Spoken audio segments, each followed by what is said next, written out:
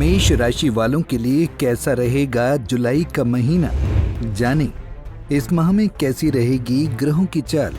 पैसों के मामले में रहना होगा सावधान। मेरे YouTube पेज एस्ट्रो नरेश पर आपका स्वागत है। नमस्कार, मैं हूं नरेश कुमार। सबसे पहले उन दर्शकों का धन्यवाद जिन्होंने पेज को सब्सक्राइब किया है, पेज के वीडियोस को शेयर कर रहे हैं, लाइक कर रहे हैं और कमेंट बॉक्स में हमें अपनी राय भी लगातार दे रहे हैं। दोस्तों, बात करेंगे जुलाई महीने के राशिफल की और आज बात होगी सबसे पहली राशि मेष की।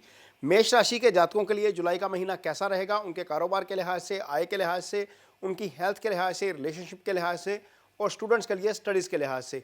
तो यहाँ पर बात करते हैं, सबसे पहले देखते हैं कि ग्रहों का गोचर आपकी कुंडली में किस तरीके से हो रहा है और जुलाई में कौन कौन से ग्रह राशि परिवर्तन करेंगे और उसका आपके ऊपर क्या असर पड़ेगा। आप देख सकते हैं, ये 1 जुलाई की पत्रिका है। चंद्रमा और मंगल आपकी कुंडली में लगन में गोचर कर रहे हैं। मंगल का गोचर शुभ नहीं है, चंद्रमा पहले घर में ठीक है। गुरु जो है वो आपकी कुंडली में दूसरे भाव में गोचर कर रहे हैं, ये गोचर शुभ है। शुक्र का गोचर शुभ है, सूर्य का गोचर शुभ है, यहाँ पर बुध का गोचर भी शुभ है। यानी कि 1 2 3 4 5 ये 5 ग्रह फिलहाल शुभ है।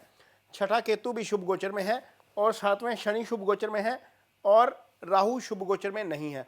कुल मिलाकर यदि इन 2 ग्रहों को छोड़ दिया जाए, राहु और मंगल को, तो बाकी सारे ग्रह कुंडली में 1 जुलाई के दिन शुभ गोचर में हैं। लेकिन अब यहाँ पर स्थिति में परिवर्तन होगा। शुक्र यहाँ पर राशि परिवर्तन कर जाएंगे, 6 को आगे निकल जाएंगे, यहाँ पर कर्क राशि में आ जाएंगे। यहाँ पर यह स्थिति बदल जाएगी, लेकिन शुक्र यहाँ पर भी शुभ गोचर में होते हैं। आगे चलेंगे तो बुध का राशि, सूर्य का राशि, मंगल का राशि परिवर्तन होगा और मंगल आपकी कुंडली में 12 जुलाई को राशि परिवर्तन करके दूसरे भाव में आ जाएंगे। मंगल यहाँ पर भी शुभ नहीं थे, यहाँ पर भी शुभ नहीं होंगे। और इसके बाद बुध का राशि, सूर्य का राशि परिवर्तन होगा। सूर्य 16 जुलाई को राशि परिवर्तन करेंगे, ये आगे आ जाएंगे, यहाँ पर रहेंगे इसके साथ। और बुध 19 जुलाई को राशि बदलेंगे, बुध यहाँ पर अशुभ हो जाएंगे। इस टोटल पूरे गोचर में आपकी कुंडली में बुध ही जो है उनकी स्थिति में परिवर्तन होगा, सूर्य की स्थिति में परिवर्तन होगा। मिड ऑफ द मंथ आते आते आपकी कुंडली में गुरु शुभ गोचर में रहेंगे, शुक्र शुभ गोचर में रहेंगे, केतु शुभ गोचर में रहेंगे और शनि शुभ गोचर में रहेंगे। यानी कि चीज़ें बदलेंगी 1 महीने के अंदर अंदर, पहले 15 दिन के अंदर ही बदल जाएंगी। अब कैसे बदलेंगी, इसका असर पॉजिटिव कैसे होगा, नेगेटिव कैसे होगा, ये देखते हैं। तो सबसे पहले तो आपकी कुंडली में शनि कर्म और आय दोनों भावों के स्वामी हैं और ये दोनों भावों के स्वामी जब शुभ गोचर में हैं, निश्चित तौर पर इसका आपकी कुंडली में बहुत अच्छा असर देखने को मिल रहा है और आगे भी मिलेगा। कारण यह है कि गुरु यहाँ पर दूसरे भाव में है, ये धन भाव है। गुरु जब यहाँ बैठते हैं तो 9वीं दृष्टि से दशम भाव को एक्टिव कर देते हैं। ये कर्म का स्थान होता है, आपके कारोबार का भाव होता है, आपकी नौकरी का भाव है। तो यहाँ पर गुरु की दृष्टि और इस भाव के स्वामी का शुभ गोचर में चले जाना निश्चित तौर पर आपके कर्म और आपके आय के लिए अच्छा है।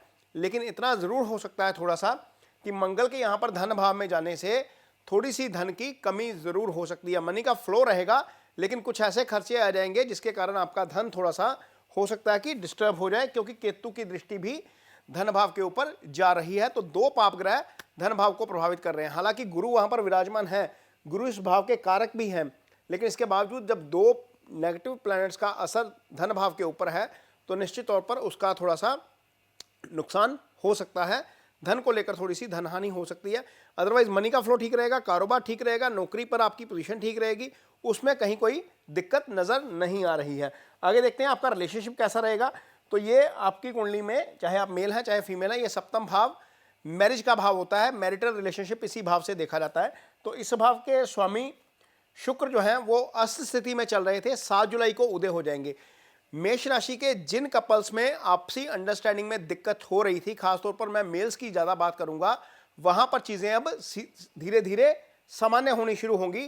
कारण यह है कि शुक्र जो मैरिज के कारक होते हैं, जो पत्नी के कारक होते हैं, वो 24 अप्रैल के बाद से अस्त चल रहे थे। जैसे ही शुक्र उदय होंगे वो आपसी मिसअंडरस्टैंडिंग जो है वो ठीक होनी शुरू हो जाएगी। सबसे पहली बात तो यह है, शुक्र यहाँ पर चूंकि शुभ गोचर में रहेंगे, इसलिए भी इस बात की संभावना ज़्यादा है कि आपका मैरिटल रिलेशनशिप बहुत ज़्यादा नहीं बिगड़ेगा, यहाँ पर कोई दिक्कत नहीं आएगी। लेकिन हाँ, इतना ज़रूर हो सकता है कि जो पारिवारिक स्थिति होती है, या कुटुंब होता है, या मान लीजिए आप मैरिड हैं और आपके पत्नी के पक्ष से जो ससुराल पक्ष है, या आप यदि फीमेल हैं तो पति के पक्ष से जो ससुराल पक्ष है, वहाँ पर कुछ दिक्कतें ज़रूर नज़र आ रही हैं।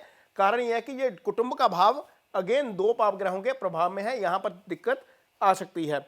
इसके केंद्र में शनि भी है, इसलिए भी दिक्कत आ सकती है। ये केंद्रीय प्रभाव शनि का भी लेकर बैठा है, दूसरा भाव आपका। तो यहाँ पर जो मैरिड लोग हैं उनकी आपसी तालमेल में दिक्कत नहीं है, फैमिली में कोई ना कोई इशू खड़ा हो सकता है, कोई ना कोई समस्या आ सकती है, ये थोड़ा सा ध्यान रखना पड़ेगा। जो लोग कमिटेड हैं उनके लिए तो निश्चित तौर पर समय बहुत अच्छा आ रहा है। कारण ये है कि यहाँ पर पंचम भाव का स्वामी, पंचम भाव रिलेशनशिप का भाव होता है और आपकी एंगेजमेंट यहीं से होती है, निश्चल प्रेम हम यहाँ से देखते हैं।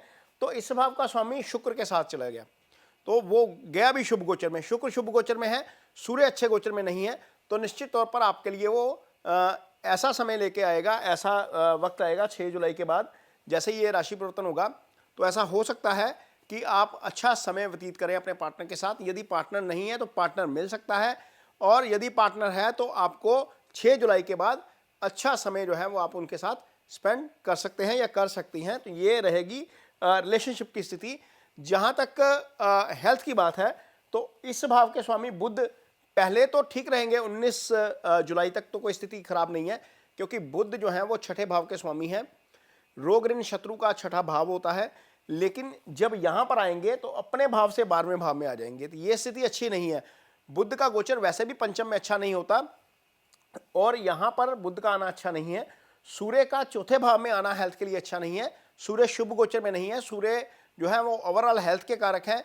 इस भाव में अपने से 12वें में चले गए हैं, यानी कि यहाँ पर भी सूर्य वीक हो जाते हैं, यहाँ पर सूर्य दिग्बली होते हैं। यदि इस भाव में आ रहे हैं तो सूर्य दिग्बली होते हैं, यहाँ पर सूर्य कमजोर हो जाते हैं।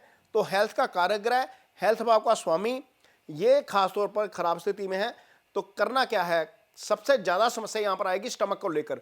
स्टमक को लेकर थोड़ा सा ध्यान रखिए, खाने पीने का जरूर ध्यान रखना पड़ेगा, क्योंकि ऐसी स्थिति आ सकती है कि आपको बाहर का खाना पड़े और बाहर का खाना ज़्यादा होने के कारण आपका स्टमक अपसेट हो जाए। कारण यह है कि केतु यहाँ पर दूसरे भाव को देख रहे हैं, मंगल वहाँ पर विराजमान है।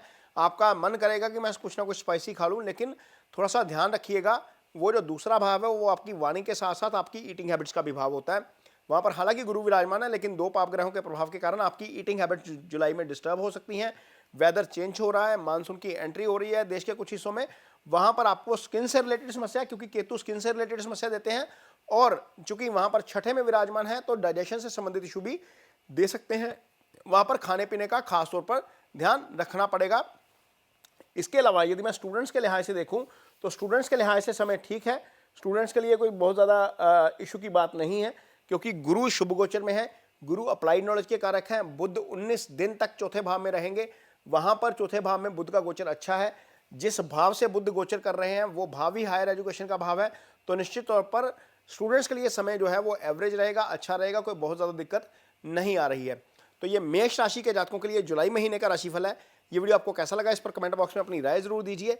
यदि ये वीडियो अच्छा लगे तो उसे शेयर जरूर करिए, पेज को सब्सक्राइब जरूर करिए। इसके साथ ही मुझे दीजिए इजाजत, नमस्कार।